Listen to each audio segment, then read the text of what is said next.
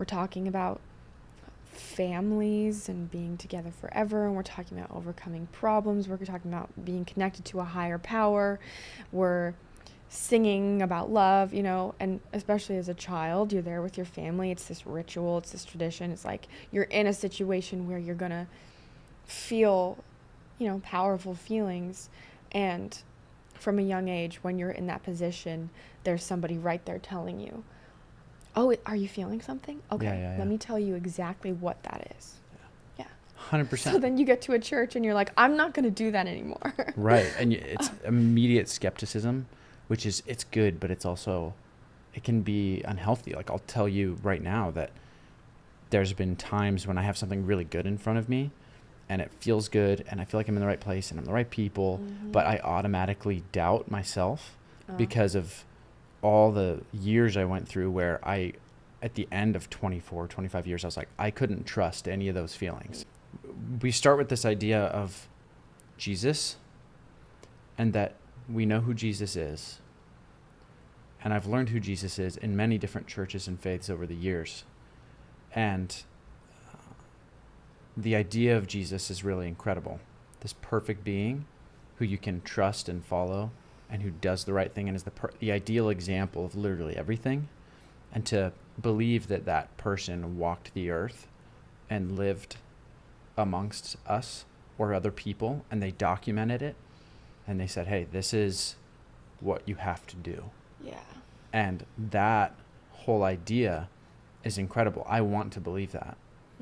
And I think my experience with faiths and churches over the last 28 years has left me a little bit calloused to that idea and to it possibly even being true. Does that make sense? Yeah, and I definitely relate because I feel like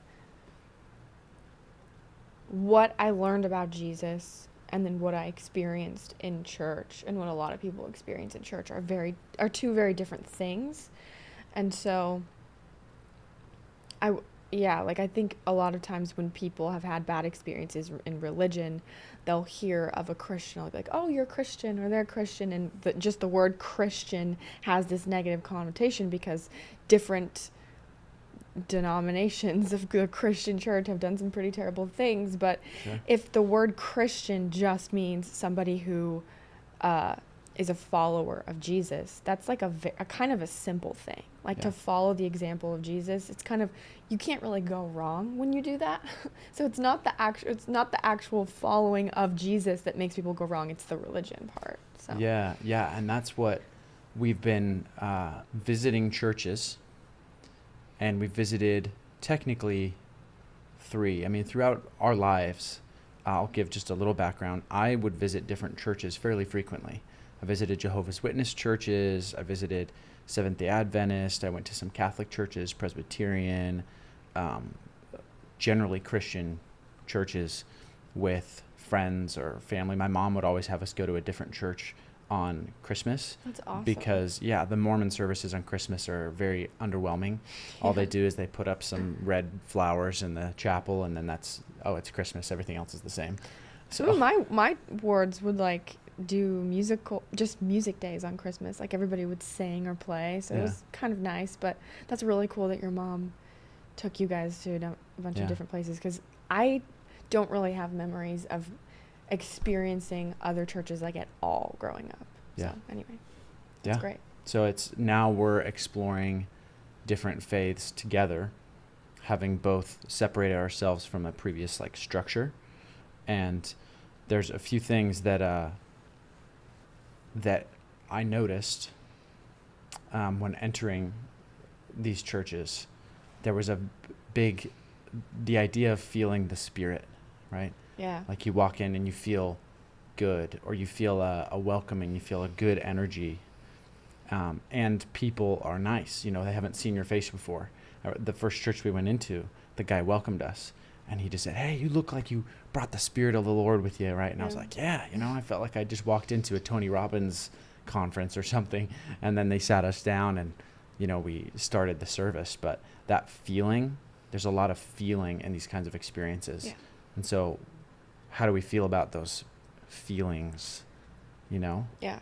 I would agree that that was the first thing that hit me when we walked into the first Christian church that we went to, because it was, I don't know if you would call it a mega church, maybe, but it was a big church. There was a lot Big of people one. there. There was all this music, and I not only did I not grow up going to a lot of different churches than the Mormon church, I just hadn't been to a church at all in a couple years, and I was immediately hit with that strong emotion of, it's a very positive feeling. There's a lot of community there. There's a lot of friendly people. There's a lot of love.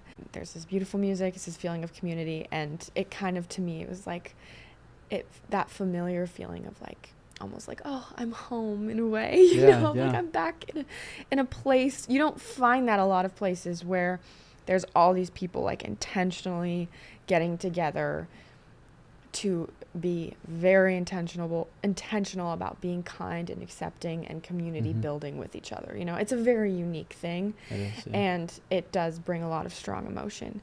And I think that's what we have talked a lot about, that we've discovered in our lives, that just because you feel good about something or you feel very strongly about something doesn't mean that it's true. It actually doesn't objectively mean anything about something. It's just, it's a feeling that you're having. And so it's like up to you to decide what your feelings mean. Not, you don't want to give that to a religion to say like, if you feel this, this means this. Like, I'm going to give you the math problem of the way that your thoughts and feelings connect in your own body, Yeah. So, yeah, I want to figure out how I can, like, I don't know. Because when I get rid of the feeling and I say, okay, my feeling doesn't matter. It doesn't matter if I go to a place and I have this overwhelming feeling of love and I start crying or whatever. Like, all I have to do is think about the logistics of it. Like, is this scientifically proven? Like, is it objectively true? Yeah. Then that's missing a part of it too. So yeah, it's a balance. Yeah. Because I think about, like, we aren't robots, right? I'm in sales. People make decisions often because they feel a certain way about something. And so we can't negate or like forget or ignore the impact of feelings. I feel that the religion we grew up in and most faiths capitalize on feelings to place black and white ideas into people's minds. There's some faiths that don't do that, but generally speaking, you'll always get down to a certain level of, like, for example, morality. Like, you can't possibly really say deep down that you feel like the Holocaust wasn't an evil thing. That kind of thing. Deep down, you want to say, like, man, yeah, like, it feels wrong, But then there's all kinds of things that we could talk about that would show that morality is totally subjective all the time. And you could talk about that all day. And then that's when it gets really uncomfortable. That I feel that happens consistently. And that's one of the reasons why I'll use the word betrayed with my faith in the past, was because I felt that my feelings, which I had worked really hard to decipher my whole life, were used to put me in a box. Yeah. And then I realized that I was in the box, and it was because I had been tricked into feeling a certain way. And so when those feelings come back, like when we came into the church, I'm immediately skeptical. I like it. Yeah. I'll take it. It's like, yeah, that's good. But I'm not, it's almost like, yeah, I'll taste it, but I'm not going to swallow it. Yeah, because like, you don't want to come to any conclusions based off of what you're feeling. Yeah, exactly. Which makes sense, because as kids, we were repeatedly put in situations or environments where it would make sense to feel emotional, like we're talking about families and being together forever, and we're talking about overcoming problems, we're talking about being connected to a higher power, we're singing about love, and especially as a child, you're there with your family, it's this ritual, it's this tradition, it's like you're in a situation where you're gonna feel, powerful feelings. And from a young age, when you're in that position, there's somebody right there telling you, oh, are you feeling something? Okay, let me tell you exactly what that is. Yeah. 100%. So then you get to a church and you're like, I'm not going to do that anymore. Right. And it's immediate skepticism, which is, it's good, but it's also, it can be unhealthy. Like, I'll tell you right now that there's been times when I have something really good in front of me and it feels good and I feel like I'm in the right place and I'm the right people, but I automatically doubt myself because of all the years I went through where at the end of 24, 25 years, I was like, I couldn't trust any of those feelings. Yeah.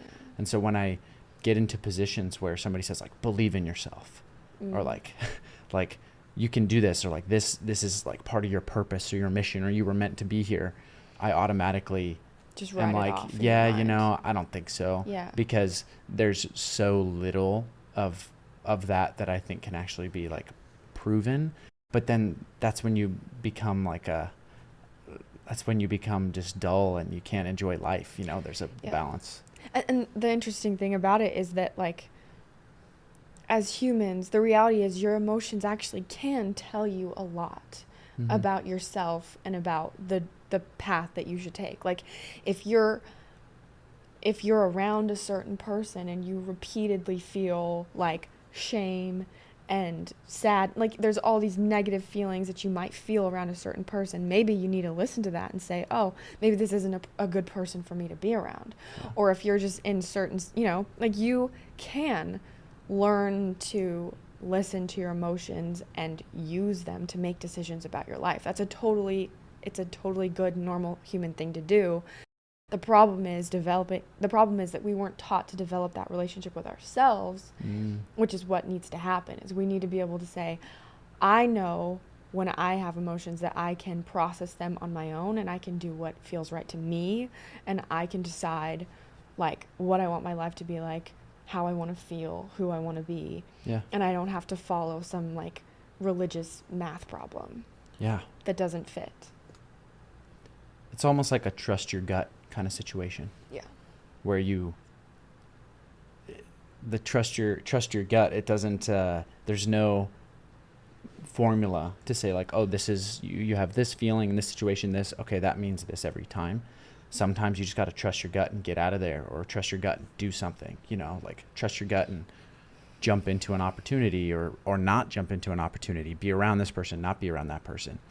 And so it's definitely one thing I love about religions is that it puts you in a place where you can learn to do that with something that you trust, but it also provides the perfect environment for somebody else or something else to use that vehicle to control people.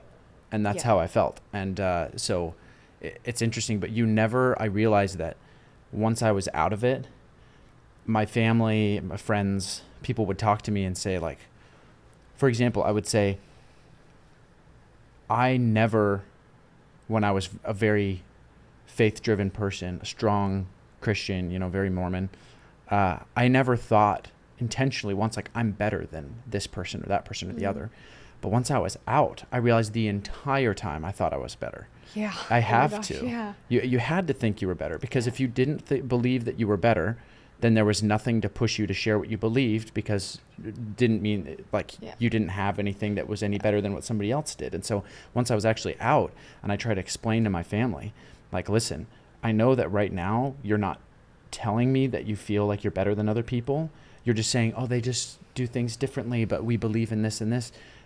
Once you're actually out and you look at your previous self, you say, damn, I was not living Christ-like. And it's impossible to feel it and understand it until you're actually out of that mindset. Totally. And it's not that in the moment you're actually thinking to yourself, I am better, but it's the black and white thinking that it's impossible not to actually think that you're better. Like, thinking, for example, I am a member of Jesus Christ, one and only true church on the face of the planet. Yeah. Immediately, you're not saying I'm better than other people, but you are. Mm-hmm. You know, you're having a very black and white thought about the entire world and all the other billions of people that inhabit it. And if you are taught to believe that, you are set up to be divided from others. Yeah. And you're not trying to. It's not your fault. It's just that is one of the beliefs.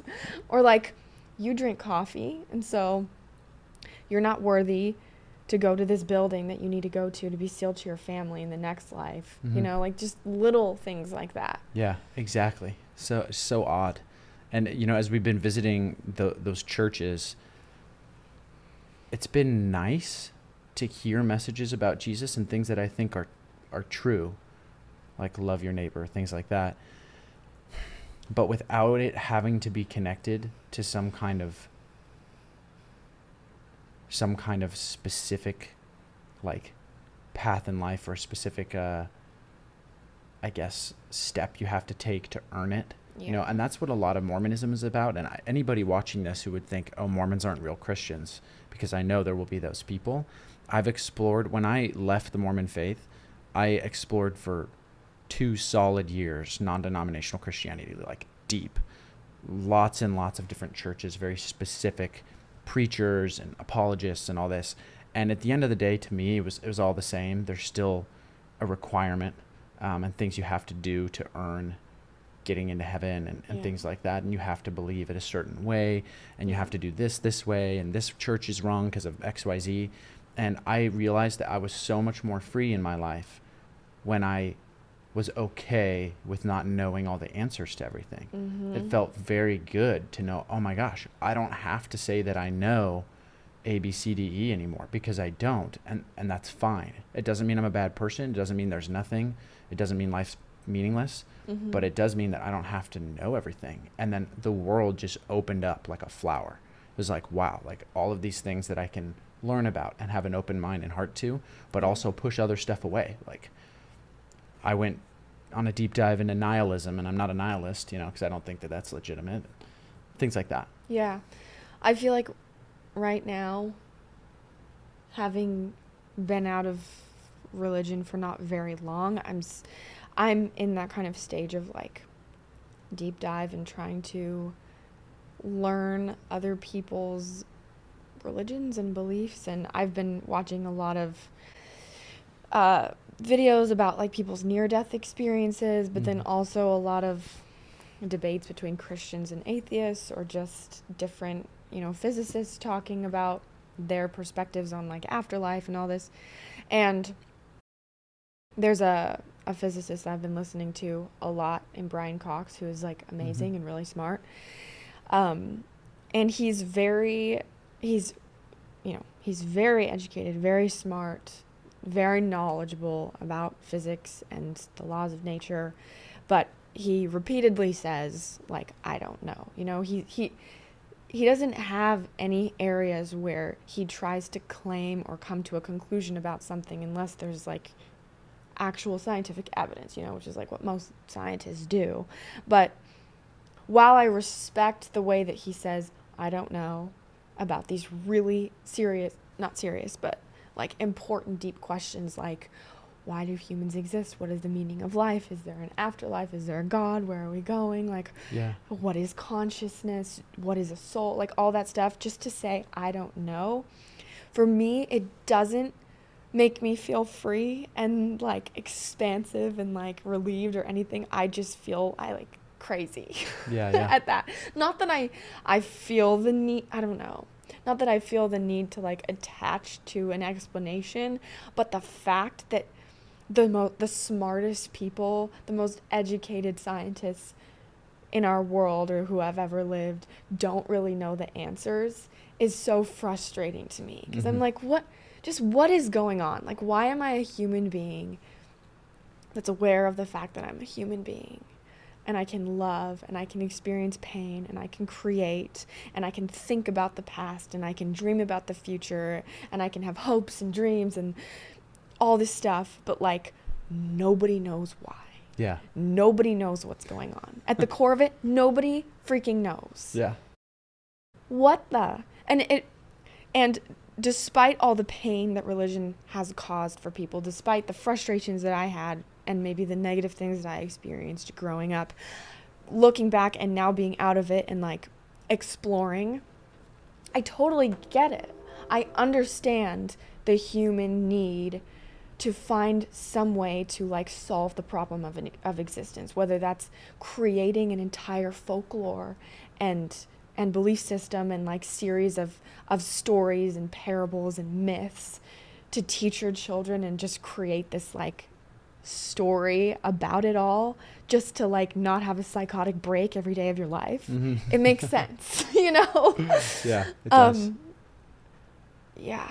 Yeah. 1 second, I'm gonna make sure this is going here. Okay. Yeah, it is. So we'll just Anyway, edit that sorry, out. I'm kind of going off of a No, tangent. it's interesting how, because you're 21, Yes. I'm 28.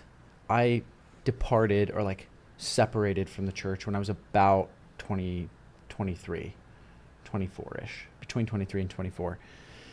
And there was a period I went through where I was really freaking scared. And then at one point I realized it was that point where I let go of having to know things. Mm-hmm. And then again, that's just when I felt so free. And I didn't go out and start to like become a hedon, you know. I didn't go out and do horrible things that I thought people who weren't in my faith did. Instead, I just started to put my foot one in front of the other and just progress, and some things started to work out. And I don't know the answer to a lot of those questions as well, but I think that deep down we are starting to come to some answers within ourselves, that there is a purpose, and though we don't know exactly what it is right now, we don't have to take appropriate action, Right. Yeah. and also to enjoy who we are. But I know that there are those moments that come specifically for you where it can be overwhelming, and it's like, oh my gosh, like what's the purpose of this? And it just hits you, you know?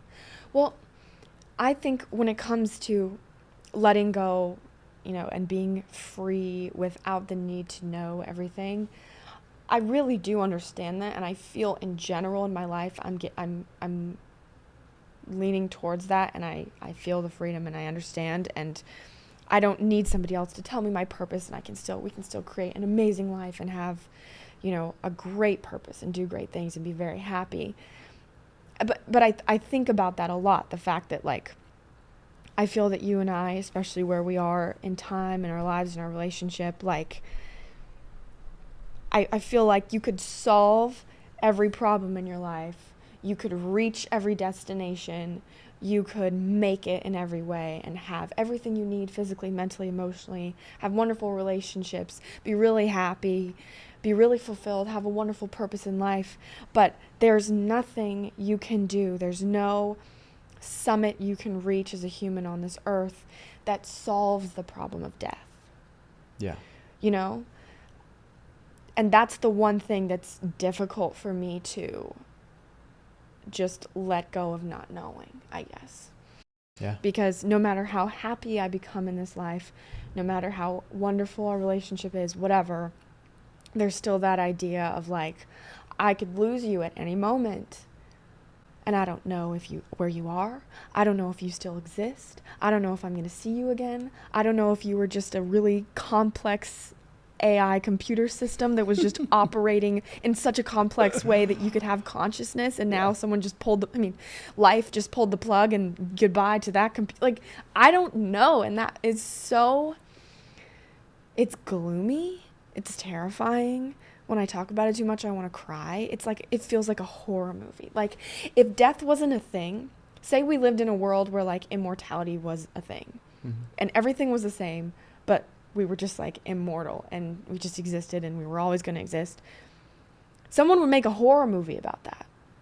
Like, that would be the premise of a horror movie. Like, we're just all living our lives, but then all of a sudden something happens and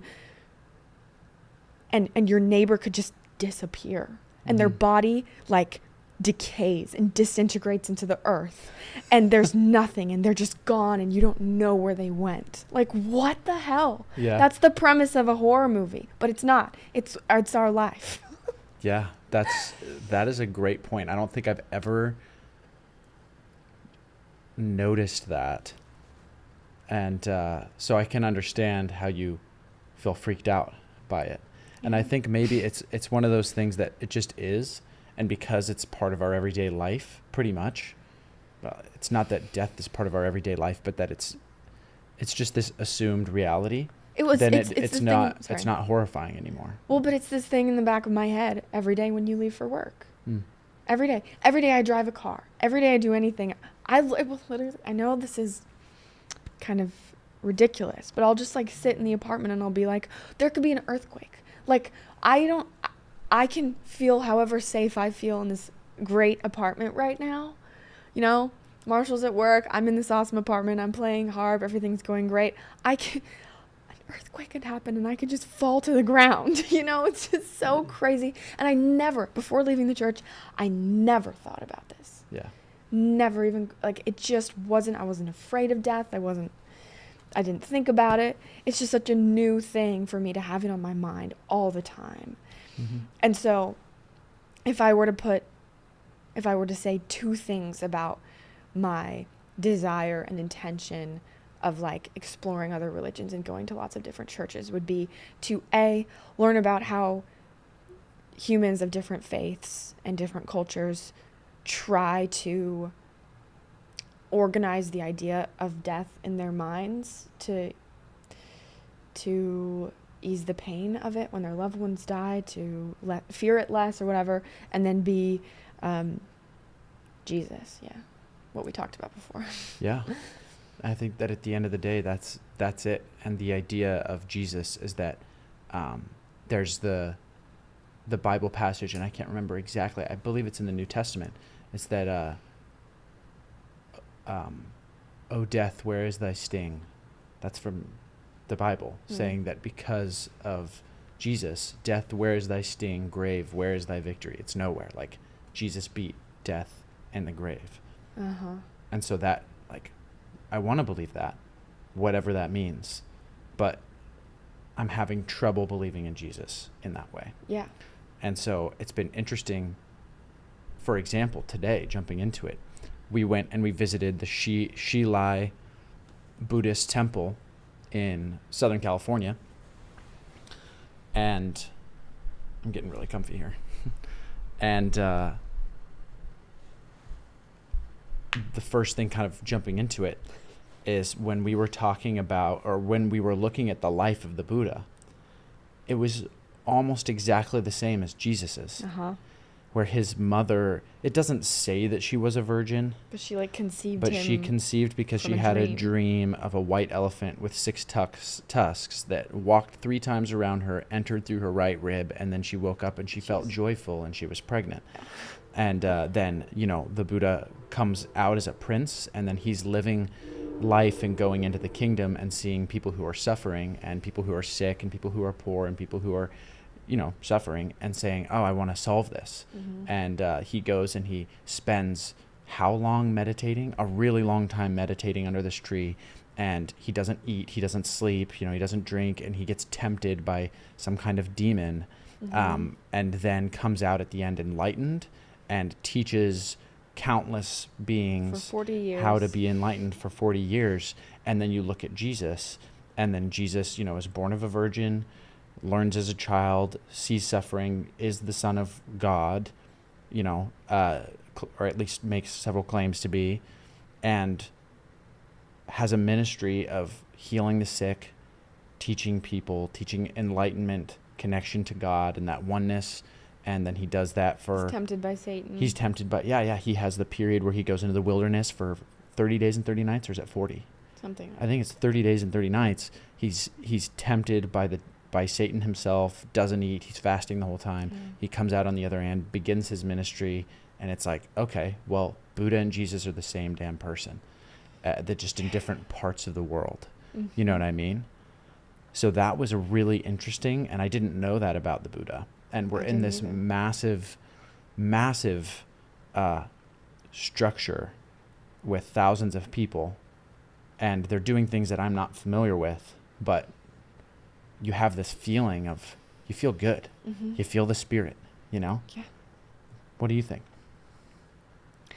I think it's really cool whenever I learn about another religion and see how similar it is, mm-hmm. and how similar they all are. I don't know why that is, but something about it makes those core things kind of feel more true. Is like, how did this pop up in India? How did this pop up over here? Like, mm-hmm. the same thing, the same core.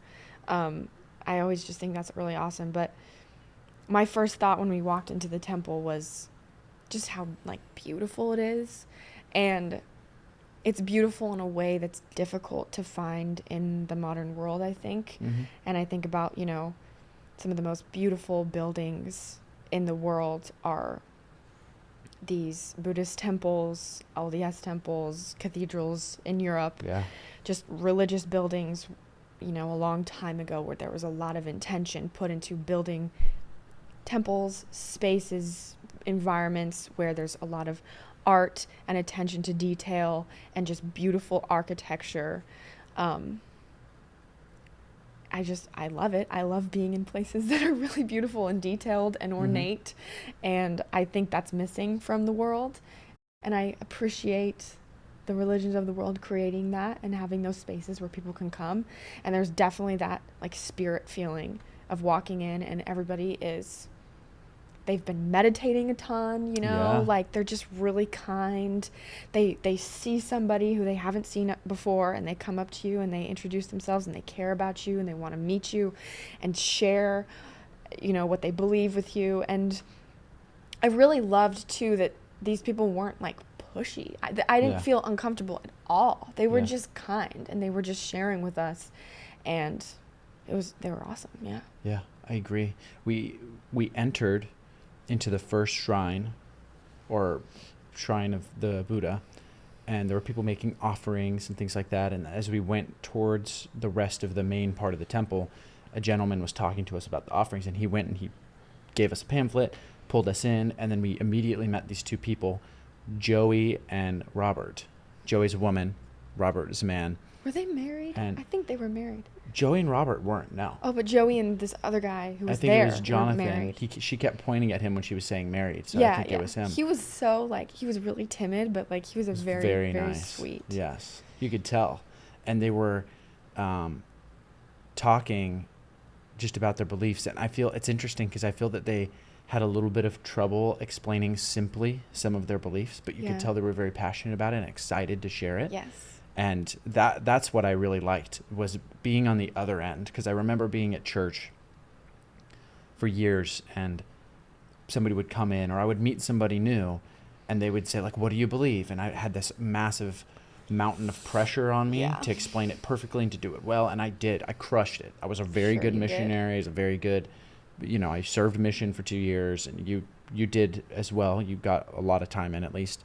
And I got very good at it. And then it almost gives me a little bit more confidence that somebody's more sincere when they can't perfectly explain something to a T, like they'd rehearsed it hundreds of times. Because it's almost just like they're just living their lives, and as they go through it, they know how to describe it, here and there, and it almost gives me more confidence that they're not like trying to get me. Right, because it's just something that's so ingrained in their life and that means a lot to them, and when presented with the opportunity to share it with somebody else, it can be a little like, it's like, how do I present my entire life to somebody in a few words? How do I begin with the basics? How do I tell them the most important part? And there was this moment when Joey and then the other guy who was like the president of something, he started like talking about reincarnation, and I was really interested in what he was saying, and I was like, oh, this is great. But then Joey was like, okay, that's a little that's too deep. We need to start with the basics, and it reminded me of like being a missionary, and being with a companion and working with somebody, and like maybe she like starts talking about like tithing on the first lesson. I'm like, what are you doing? Like, don't say that, Because you think it's going to push them away, but really they're probably fascinated. Yeah. That's a great point, because I noticed that too. And I think I noticed and I guess maybe I'll use a different name just in case. I noticed that at one point, I guess it's too late, you could almost sense the insecurities she had about her beliefs and things that she was like, she would bring up beforehand. They'll think we're weird. Like, don't say that yet. Like, give them some time. Or for example, she mentioned multiple times, well, when I first came here, I felt like, oh, this is kind of like a cult, And so she's calling that out because she wants us to say, oh, this isn't a cult. Don't worry, it's not a cult. Like, kind of inoculating you, to make sure that like, there's things here that may be unfamiliar to you, but that are not. I can promise we're not here to be a cult and like sneak in and do crazy stuff, And so she had to like make sure that we understood that, even though I didn't feel that way at all. In fact, it's so interesting because, you know, you could walk in, and I've traveled all over the world in parts of Asia, Europe, South America, Central America, everywhere in between. And I've been in lots of spaces of worship, and a lot of them are very similar. You know, there's places to kneel, there's people praying, there's all this kinds of stuff. And so I didn't feel that at all. I was more just curious about it, and just watching people in their space worshiping. And so yeah, that's interesting you bring that up, because she did stop him a few times. And that's when we were really like, yeah, tell us more, you know. Yeah, but your thought about maybe why that was makes a lot of sense. But it's interesting because you and I already know a lot about Buddhism before going there. We don't know everything, but like reincarnation, it's not like we've never heard that concept before. So it wasn't a shocking turn off in any way. Yeah. But the fact that she was insecure about that, I think probably speaks to the fact that she was a convert later in life. Because I remember when I was an au pair, I was 18 years old. I was in Italy. I was driving in the car with my Italian host mom in Verona, and they were just a very, up in Verona, they were a very nice family. They were really cool. And there was one day she was just like taking me to the mall, and she was talking to me in the car about like, you know, where I come from in Utah and my background. And I had mentioned that I was Mormon. And so like she wanted to know about that. And I just remember so she asked me, she was like, I've heard about Mormons, and I grew up Catholic, and like I know, you know, I know a lot of Christians, and I know what they believe. So what is it about Mormonism that's like so different than other religions, and why is that important? And I remember having no thought in my head to hold anything back. You know, like I in that car ride, I was like, well, we do this thing where we go to our temples and we get baptized for dead people. Like I just said that right out, you know. And she was, I thought it was weird that she thought it was weird, you know, because she was like, that's so strange. And I was like, what do you mean it's strange? But it's because I grew up in it. Like it was completely normal to me.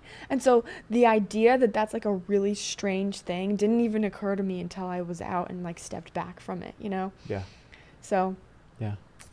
Yeah, I think that's what makes missionaries who have grown up in it like have that audacity. I don't know. Yeah. But it was just so different because I was never like embarrassed about my beliefs. Yeah, neither was I. By the way, you're talking perfect, but it's getting into the red like a lot, so you might want to move loud? That. I love the way you're talking. Just move it a little further back. Hi. Hello. It's okay. Don't worry. Okay. Yeah. So we'll use this to transition through. So I know you took some notes. Yeah. What's something that you'd like to touch on here about our experience at the Hsi Lai temple? Yeah. Well, first I want to say that it was beautiful and lovely and great energy, and the people were amazing, and there was so much to see and learn, and it was awesome. But also, like, the second we walked in, I was just hit with this, like, crazy jaw pain. And I feel like I should talk a little bit about this because it's a huge part of my life, and it affects me all the time. But it's TMJ, which I've been to a lot of doctors. It's like this tension, anxiety, inflammation caused the, like, tendons in my jaw to be weaker or something, the cartilage. Yeah. So anyway, when it gets inflamed, when I get anxious, I get this pain, the little like cartilage thing slips off, and then my bones are grinding when I breathe, and it's this whole thing. Anyway, I started having really bad pain the second we walked in, and it was pretty persistent for the whole time we were there. And then the second we got back in the car when we were done, it was just gone. And I remember, and this is not to say that like there was anything bad energy or anything wrong with this place that caused it, but I do remember growing up,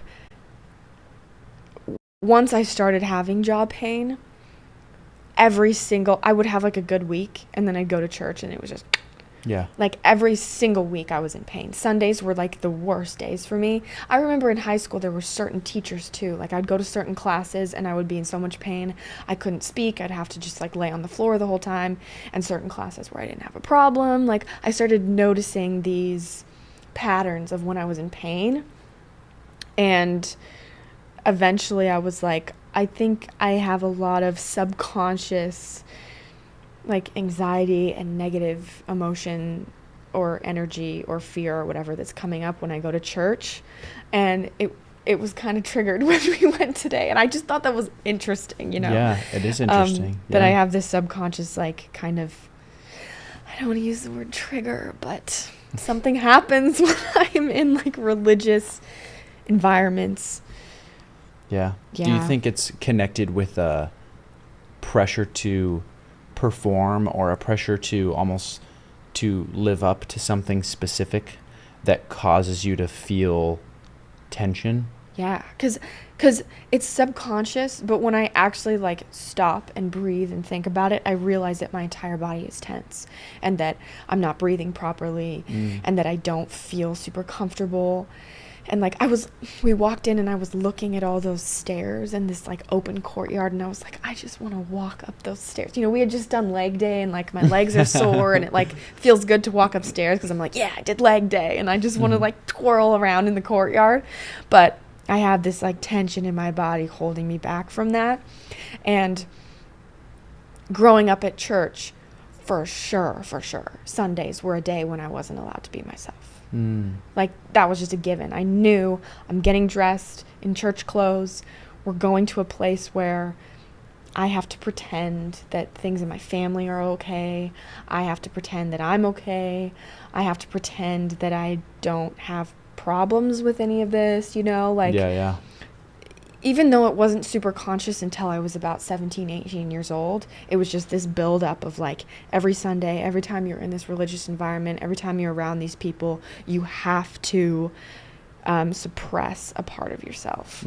So it still comes up, you know? Even in an environment where I would say that there was no pressure to be or not to be anything particular there. Yeah, absolutely. And it's interesting because that's where I think that we can kind of see through some of the, I don't want to say that anybody was being insincere at all, but I think that we can see through somebody being themselves and being honest with themselves about who they are, and somebody portraying a character or an idea or a personality that's like attached to some kind of expectation of themselves that a religion or a belief system has put on them. Yeah. And so the reason that I can see that is because I feel it myself and I did it in the past, and I see that a lot. I see it in even my company where I work, and I have the same kind of feeling that I had and pressure to like preach the gospel to somebody is the same kind of feeling pressure I have to like sell somebody solar when I'm out grocery shopping or whatever. It's the same thing. I'm like, I have a responsibility because I believe in this. I'm like, dang, all I've done is I've replaced my previous religion with like a sales and a company. And so then it makes me think, okay, I think that as human beings, we have an innate need or desire, or I guess default, to like strongly believe in something. Yeah.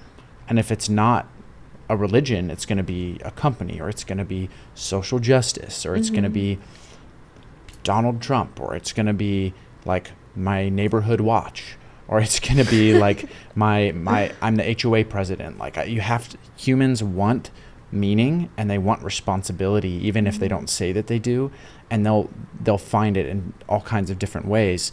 And I think we saw that in these people who are wonderful people who felt a desire to communicate to us how it's helped them in their lives. Yeah. And I really, really enjoyed that and hearing it from their perspective.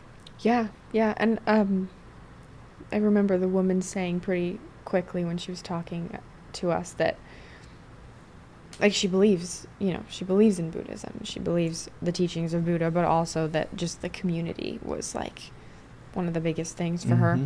And I also think that probably is a lot of what the goal of enlightenment, I guess, in the way that they would teach it would be, of letting go of a desire to like attach yourself to something outside of yourself to like find meaning. You know, this idea of like, we're not going to eat, we're not going to be connected to all of these like societal things that are important. There's no materialism. We're just meditating all day, and like, you're just clearing your mind. You're letting go of this need to find purpose and this like need to make something of your life, and you're just just ridding yourself of all of that and just being. And the idea that that like enlightens you. It's interesting. I think it is the biggest enlightenment, is to stop needing and wanting and attaching yourselves to things. And that's actually something that it's a principle of Buddhism, that desire is the root of suffering. That the only reason you suffer is because you desire something that you don't have. And you can do that on all kinds of levels. You could be dirt poor, and you could say, I want a hut that's slightly bigger. Or you could be absolutely totally rich. You could say, man, I just want to be closer to my son, you know. And it's that desire that causes suffering. You know what I mean? Yeah, I've heard that a lot, especially from like Eastern philosophy. It doesn't fully make sense in my mind, because I understand the concept that like expectation would cause suffering, or entitlement, or saying like, you know, this must happen, I expect this to happen, it should happen, versus desire. Because when I look at my life and a lot of the good things that I have, they started with me having a desire. And it consciously, like, the best things in my life happened from consciously, like, giving myself the permission to desire something and telling myself that I'm worthy of it, but then letting go of the expectation, or saying to myself, like, I'm going to be miserable if I don't get this, because then you're just holding on to this negative energy that keeps you from getting it. So I feel like in my personal life, desire has been very important for me and has actually caused a lot of goodness. Like our relationship now, there was a certain point, I was like 19, where I was like, okay, I haven't allowed myself to really desire the type of relationship that I want, because there's this like fear that if I allow myself to desire it and then I don't get it, it's going to be more painful that I don't have it. Or that I'm just not worthy of it to begin with, so why would I even start wanting it? But I found that I think we can talk more about what we think luck is. Sure. But I feel personally what really worked for me and what ended up causing a lot of wonderful things in my life was, again, giving myself the permission to be very clear about what I want. And saying, like, I want a relationship that's like this, and like this, and like this, and like this. But then not being like, and I have to have it, or else, no. And just like holding this tension all the time, you know, that created this, but allowing myself to like feel the desire of it and allow it to make me feel really good in the moment. To drive you towards seeking it. Towards it. Because there's... Go ahead. So the concept that desire is the root of all suffering, I think, is incomplete. It doesn't make sense based off of my life experience. Yeah. See, that's so interesting that you say that, because I would agree with you. And the thing is that what I would say it is it's like, it's standards. You have to have a standard for what you want to experience in your life. And if you don't have any, there's no way to discriminate between what's a good thing for you and what's a bad thing for you. Yeah. And then you end up, doing things that are a waste of time, or ending up in places and with people that don't serve you. Yeah. And that's a really important thing, to be able to learn and to have standards and to set those and to like be able to stick to them. You know what I mean? Yeah. And it's so... Can I ask you a question after? Sorry, you finished your thought. Yeah. No, please, let's jump right into it, actually. Yeah. So, he did start to talk about, well, going off of what we were just talking about, and then also this Buddhist concept of karma, not just of like, the way you live your life now will affect the problems that you have to solve and the energy that you're taking into the next life, but also this life, like just the basic concept that you do something now. Oh, it reminds me of that quote by Jordan Peterson where he's like, I have never, not once, not ever, ever, ever seen somebody in any way get away with anything. Get away with that. So or I don't know. I Yeah, didn't yeah. say it correctly, but that's the same. Basically, Jordan Peterson is saying karma. Like, Yeah. you get what you give in this life. Mm. So you say to me a lot, like I'll say to you a lot, I feel very lucky. Mhm. You know, I feel very lucky every day. And then you'll say often, well, luck has nothing to do with it. So I just want to know, like, what do you think? I don't know. If luck has nothing to do with it, is the opposite of luck like everything happens for a reason? Like, how do you look at that? Yeah, that's something I've had a lot of resistance to, is that everything happens for a reason, or that there's a purpose behind things. Because so I'm very studied up in like Christian apologetics and some Christian philosophy stuff and things like that. And when it comes down to it, if there are things that are determined outside of yourself, it's usually because there's something outside of you determining them. And then that therefore insinuates like a God or a being. And I was very resistant to that after I got out of my Christian phase. I was like, I just don't believe that there is a being determining these things. I don't believe it. I think it's me at the end of the day. I live my life in certain ways and it lines up eventually. Yeah. And it's because of what I'm thinking and believing about myself and the world. And so I think that when we talk about something like luck, I don't quite know the answer to that yet. There are things, it has served me massively to, especially in difficult times, to ask myself 3 questions. What am I learning from this?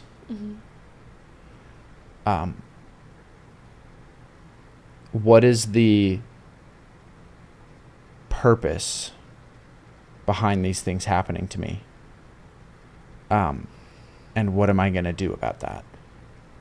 And so when you say I feel very lucky, I guess part of me, half of me is pulled towards, I want there to be something that's pulled us together. And the other half wants to say, nah, dude, like, it's just this random it kind of thing that happened yeah. in the And then that universe. would be luck, right? That would be Right. luck.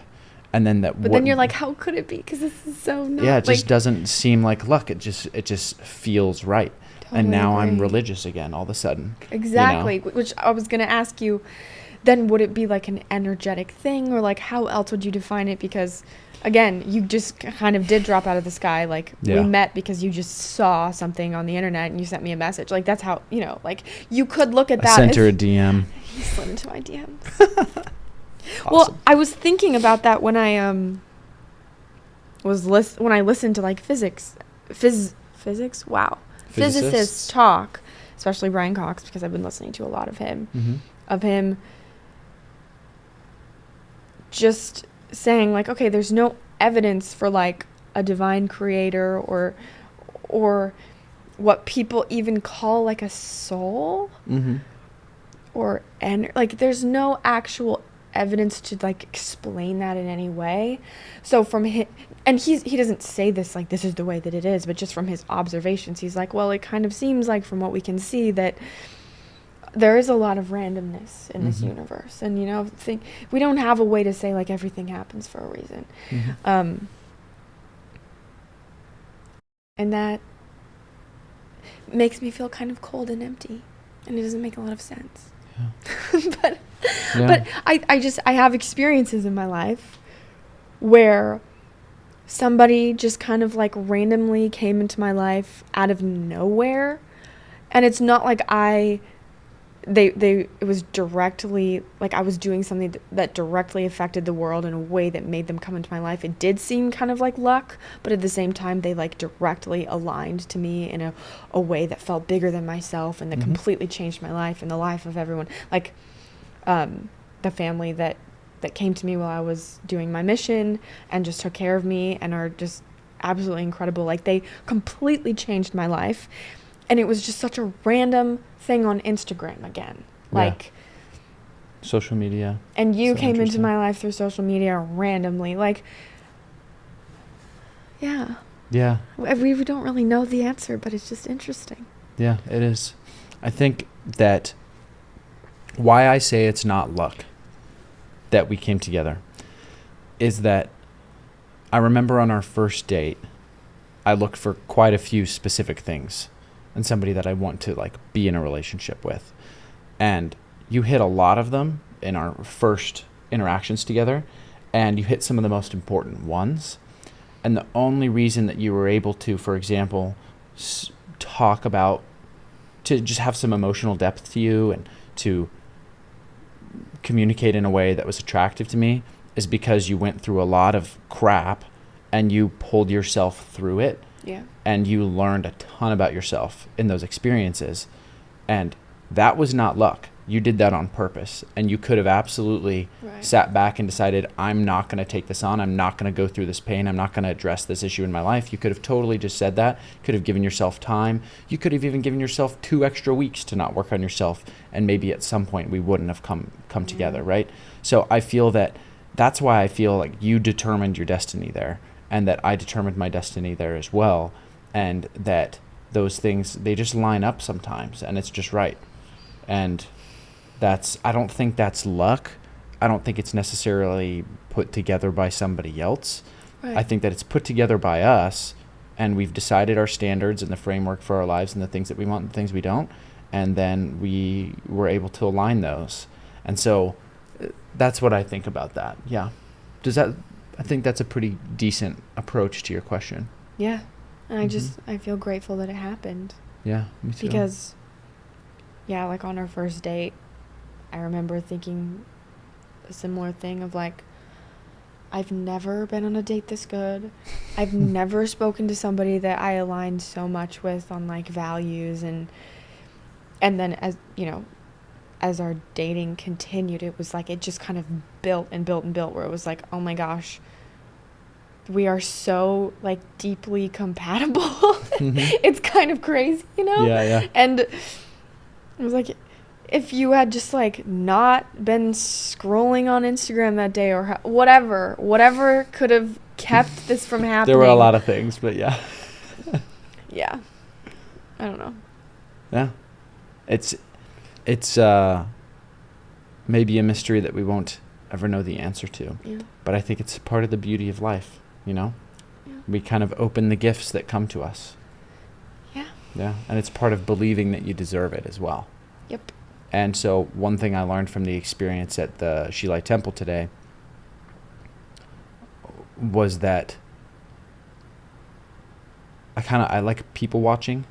And ever since I was young, I would drive down the highway with my mom or whatever and see somebody pass us in the highway, or see somebody sitting on a bench or something like that, and think, man, that person has a life story.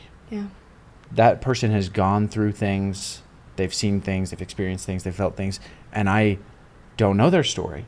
I would love to know their story. I would love to know like what I can learn from their story and their life. Mm-hmm. And thinking, oh my gosh, that's happening on a massive scale with hundreds of millions of people. And I think my life's complex. We've got billions of those happening at the same time. Yeah. And so at the temple today, I saw people who all have different lives and experiences and backgrounds and relationships and whatever, coming to the same place, doing the same things, communing with each other, mm-hmm. and coming together and having kind of like some harmony.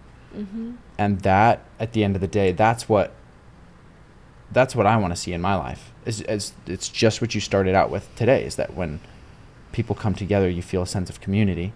Yeah. And they're there. It's one of the only ways that you can create something that people come together on from all kinds of different walks of life, and they can be on the same page about something, at least for the most part. Yeah. And I think that's a good thing. Oh, it's such a good thing. Yeah. And that feeling that you're describing of like looking at somebody random in public and having that overwhelming feeling of like they're an individual human that has their own backstory and life experience and family and pain and joy and hopes and dreams, and like there's billions of them, and it's each individual. Like there's a dictionary word for that. It might not be English, it might be some other language, but I like saw it. I've seen it several times, and if we were Joe Rogan and we had a computer guy, he could look it up for us. Jamie. I don't know what it is, but I know as soon as you said that, I was like, oh, there's some beautiful like actual word that describes that feeling. Sonder, uncountable, neologism, the profound feeling of realizing that everyone, including strangers passing in the street, has a life as complex as one's own, which they are constantly living despite one's personal lack of awareness of it. Yeah. It's very, very interesting. And that's quite a realization to have. You know, there's some people who, I know when somebody is shallow, when they can't talk about other people's feelings and like recognizing them. Yeah. I can tell that that's just not the person I want to be around, you know. Yeah. And there's a lot of people like that. And it takes some maturity. It takes going through some real crap to realize that life's about a lot more than making money or having a job or even having a family. You know, there's so much more. And you have to be able to build that well-roundedness and be really good at some things and find other people in your life who can be good at the others. And I think that's one thing that we're going to explore through these episodes and through this podcast and share with people over the long term. Yeah, totally. One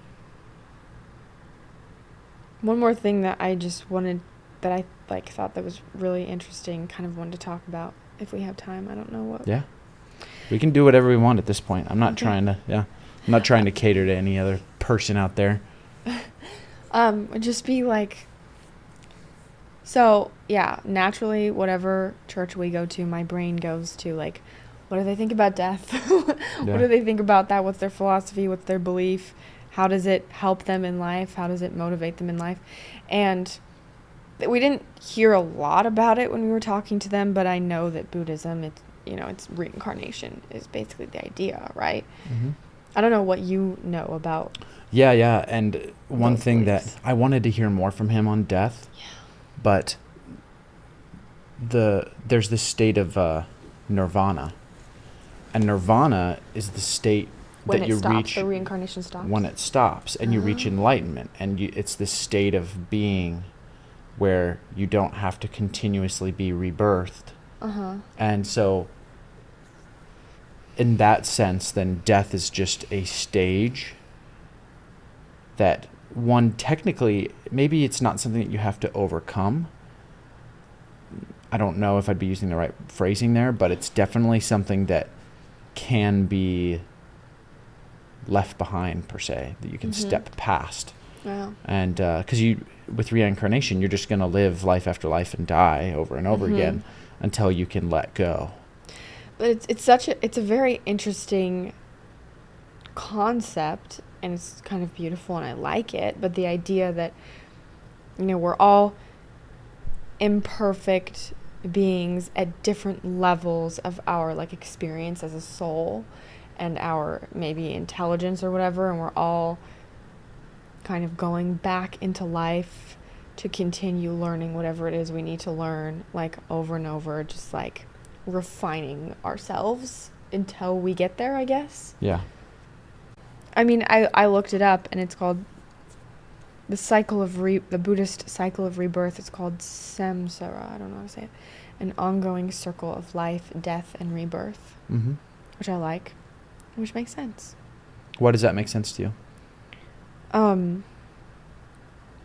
Because I think in this world, at least physically and in nature, things die, but really when we say like die or end, what we really mean is change into something else. So like if you think about an ice cube, if it melts, it's just turning into water. Or like if an animal dies, its body is dead, but it's disintegrating and turning into something else, and then it's going into the soil, and then it's turning into grass, and then it's going into another animal. And it's like we're all just fabric of the universe changing form all the time.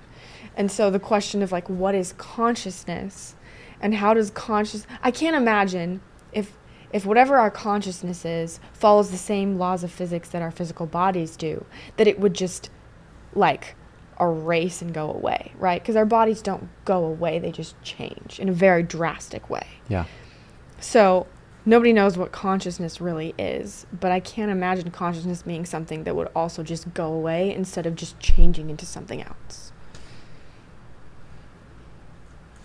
What would consciousness change into? I feel like it changes. It's almost like energy. Yeah. Or not that it would necessarily change into something else, but that it would just go somewhere else. Yeah. You know, be transferred into something else. I don't know. Yeah, that's a thought. It's interesting. You've got the matter, and then you have like the spirit. Yeah. Where does the spirit go? That's at the end of the day. Where do our spirits go? And I remember when we were, at least when I was on my mission, I would tell people at the door, like knocking on it, like we're answering questions like, where do we come from? Yeah. Where are we going? Why are we here?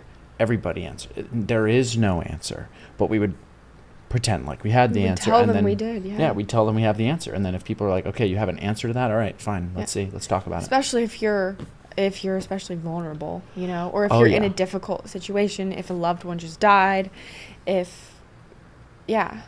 the missionary guidebook, they said you want to talk to people who recently had somebody pass, just had a kid, that, being like, oh. just went through a life change, like anything like that. You want to find people who are in those vulnerable spots. Or vulnerable. Yeah. So that you can tell them that you have the answer to all their problems and then take their money. Take their money. Just kidding. No, I don't think it's malicious like that, but yeah, crazy. Maybe it is. That'll be a good opener.